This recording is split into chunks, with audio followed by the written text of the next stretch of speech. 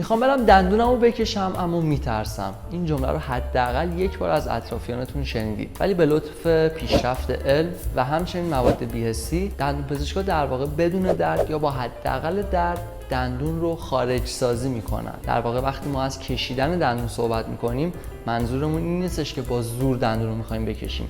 منظورمون اینه که دندون رو لغو میکنیم و بعد خارجش میکنیم از اون حفره‌ای که درونش قرار داره. با همه اینا تو فرآیند بهبودی پس از کشیدن دندون باید چه کارهایی انجام بدیم؟ من توی این ویدیو به طور خلاصه به شما میگم تو هر مقطع زمانی پس از کشیدن دندونتون چه مراقبت‌هایی انجام بدید تا اون بهبودی سریعتر و بهتر انجام بشه.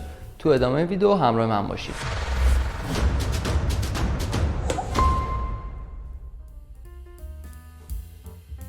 درود بر شما، ظاهرم دانشجو سال آخر دندونپزشکی گیلان و اینجا چنل من دنتراپیه.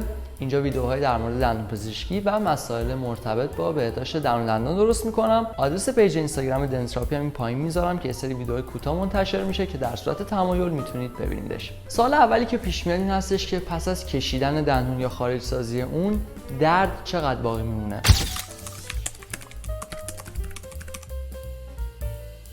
در واقع تو 24 ساعت اول پس از کشیدن دندون یا همون روز اولش مهم این هستش که ما از لخته‌ای که در حال شکل گیری محافظت بکنیم. مثلا با نی چیزی نخوریم، تف نکنیم، سیگار و قلیون نکشیم و نوشیدنی‌های داغ استفاده نکنیم. چرا که این کارا باعث میشه اون لخته آزرده بشه و در واقع بهبودی به تأخیر بیفته. نکته جالب اما اینه که برای اکثر آدما درد از روز سوم به بعد بیشتر میشه و معمولا طی یک هفته تموم میشه. اگه شما دردتون طی یک هفته تموم نشد، حتما باید به دندونپزشکتون مراجعه بکنید تا علت یابی بشه. البته همه این تایمایی که گفتم برای دندون عقل میتونه بیشتر باشه، اما نکات بیشتر و مفصل‌تری رو در مورد کشیدن دندون عقل توی ویدیو جداگونه توضیح دادم که این بالا میذارم، میتونید ببینیدش. قبل از اینکه بریم سراغ نکاتی که رعایتشون به ما کمک میکنه تا فرآیند بهبودی پس از کشیدن دندون تو مقاطع مختلف بهتر اتفاق بیفته، ازت میخوام ویدیو رو لایک و سابسکرایب بکنی. اگه نظری داری توی کامنت ها بهم بگی و برای اطلاع از آپلودهای بعدی میتونی روی زنگوله کلیک بکنی. اما میرسیم به کارهایی که باید تو هر مقطع زمانی پس از کشیدن دندون انجام بدیم تا بهبودیمون زودتر و بهتر انجام بشه. 2 روز اول پس از کشیدن دندون خیلی مهم هستش، یا همون 48 ساعت بعد از اینکه دندون شما خارج سازی شده و حتما مهمه که یک سری مراقبت ها انجام بشه و در واقع مهمترین مقطع برای انجام این مراقبت هاست. این مراقبت ها شامل چند تا نکته ساده میشن. یکیش این هستش که شما بعد از اینکه دندونتون رو میکشید، دندونپزشکتون یه گاز استریل بین دندوناتون قرار میده تا اون رو گاز بگیرید. حتما باید برای چند ساعت این کارو انجام بدید تا یکم از اون شدت خونریزی کم بشه و لخته کم کم بتونه شکل بگیره. نکته بعدی عدم استفاده از نی هستش،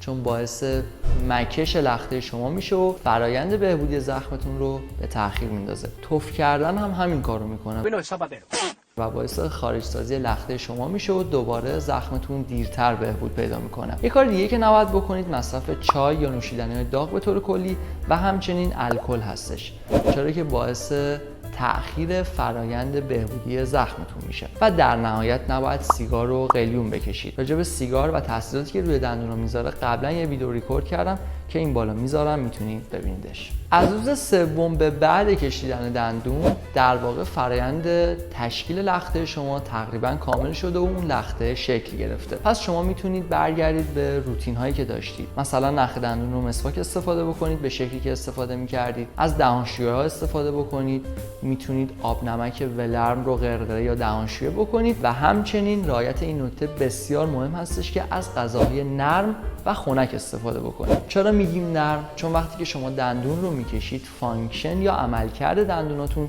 یه مقدار ضعیف میشه، پس نیاز غذاهایی رو بخورید که جویدنش راحت تره. و اینکه میگیم خنک باشه غذا به خاطر این هستش که اون فضا همچنان ملتهبه، اونجا یه مقدار زخمیه و غذاهای سرد و خنک کمک میکنه این التهاب کاهش پیدا بکنه. خب میرسیم به پایان این ویدیو، امیدوارم براتون مفید بوده باشه.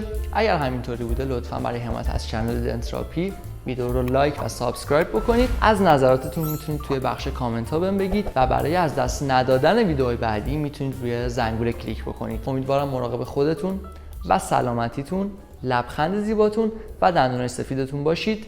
تا ویدیوهای بعدی، خدا نگهدار.